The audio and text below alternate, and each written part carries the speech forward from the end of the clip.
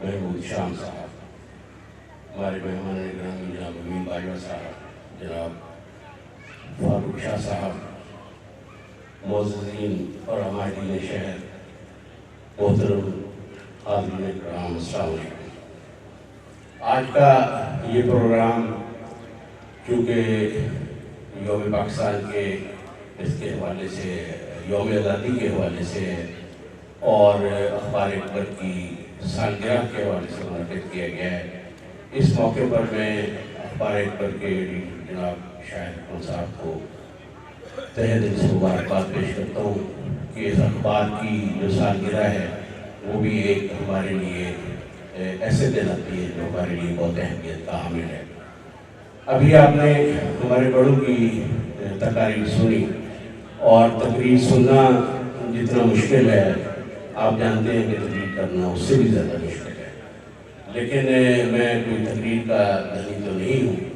لیکن ایک آج کے دن کی مناسبت سے ایک دو گزارشات میں ضرور کرنا چاہوں گا۔ برصغیر کی جو تاریخ ہے اس کے ایک ادنا طالب علم کی حیثیت سے مجھے اس بات کا ادراک ہے کہ برصغیر میں ہماری طاقت کا جو نقطہ عروج تھا، یعنی جب ہماری طاقت اپنی وسعت میں، اپنے کمال میں اور اپنی شدت میں نقطہ عروج پر پہنچی، تو وہ مغل اعظم کا دور ہے۔ مغل اعظم کے دور میں برصغیر پاک و ہند میں جو مسلمانوں کی طاقت ہے وہ اپنے نقطہ عروج پر پہنچ جاتی ہے، لیکن اس وقت ایک ایسا حادثہ ہوتا ہے جس کی کوئی مثال انسانی تاریخ میں نہیں ملتی۔ یعنی برصغیر میں عین اس وقت جب مسلمانوں کی سیاسی طاقت، ان کی معاشی طاقت، ان کی کلچرل، ان کی علمی اچیومنٹس،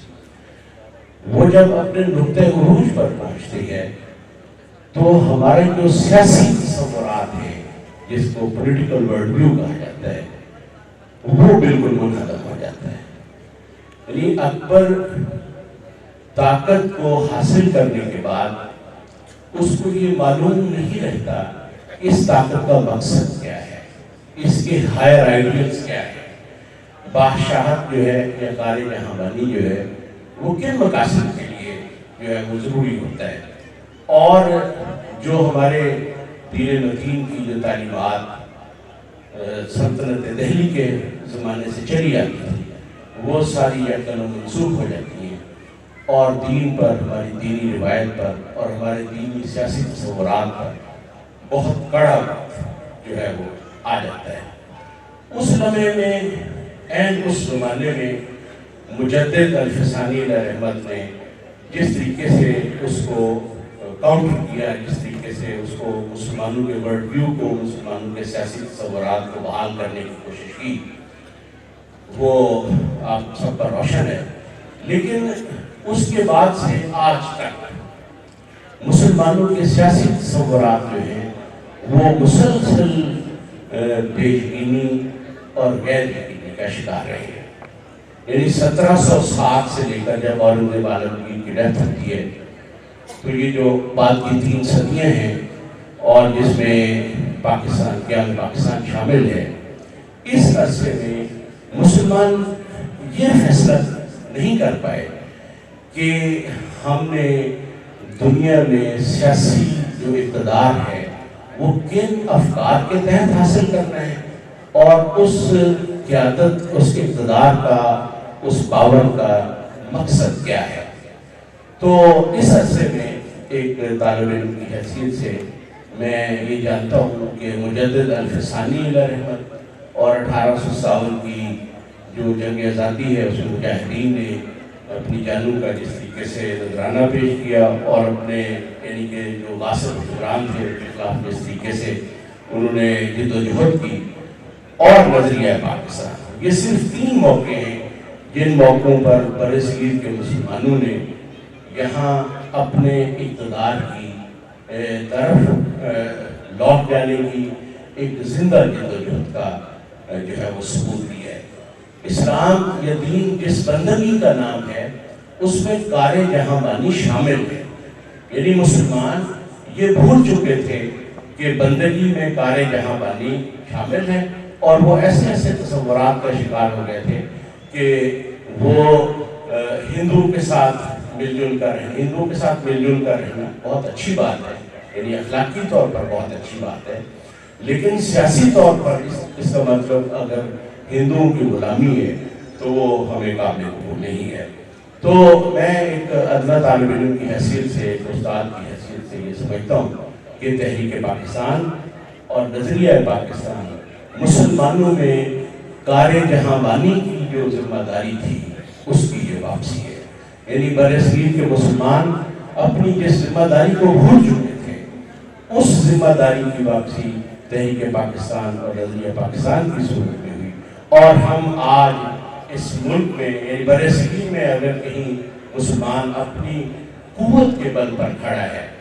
تو وہ صرف پاکستان ہے۔ ہم یہ کہہ سکتے ہیں کہ ہندوستان میں 25 کروڑ مسلمان ہیں، لیکن آج مودی کی حکومت میں وہ جن حالات کا شکار ہیں، یا بنگلہ دیش جو ہے وہ یقیناً معاشی ترقی کر رہا ہے، لیکن پچھلے دنوں جیسے آپ کے علم میں آیا ہوگا کہ ان سے جب پوچھا گیا کہ آپ پاکستان کے ساتھ کرکٹ کا میچ بھی کبھی رکھ لیا کریں تو انہوں نے کہا کہ انڈیا ناراض ہو جاتا ہے، اس لیے ہم آپ سے کرکٹ کا میچ بھی نہیں کھیل سکتے۔ تو ایسی صورتحال میں پاکستان اس پورے برصغیر میں وہ واحد جگہ ہے جہاں آج ہم اپنے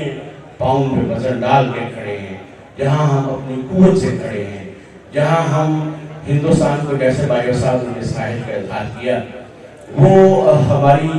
یعنی دل کی آرزو ہے، لیکن اس کے لیے محنت بھی کرنا پڑتی ہے، اس کے لیے جان لگانا پڑتی ہے، اس کے لیے اپنے آپ کو تیار کرنا پڑتا ہے۔ تو ہماری بھی یہی آرزو ہے، لیکن اس کے لیے ہمیں پاکستان کو طاقتور سے طاقتور بنانا پڑے گا، اور اس کی طرف جو پہلا قدم ہے وہ علم کے ذریعے سے ممکن ہے۔ علم آج کل طاقت کے وسائل میں شامل ہے، یعنی علم کے بغیر نہ سیاسی ترقی، سیاسی طاقت ممکن ہے، نہ معاشی ترقی ممکن ہے۔ اگر ہم نے اس علم سے غفلت کر دی تو وہ غفلت اس علم سے نہیں ہوگی بلکہ اپنے مستقبل سے ہوگی۔ آخر میں دعا گو ہوں کہ اللہ تعالیٰ اس ملک پر اپنی رحمت نازل کرے اور ہمیں اس ملک کی خدمت کرنے کی توفیق عطا فرمائے، اور ہمیں آزاد انسانوں کی طرح سے دنیا میں اور اللہ کے بندوں کی طرح سے اس دنیا میں رہنا جو ہے اس کی توفیق عطا فرمائے۔ بہت شکریہ، بہت شکریہ۔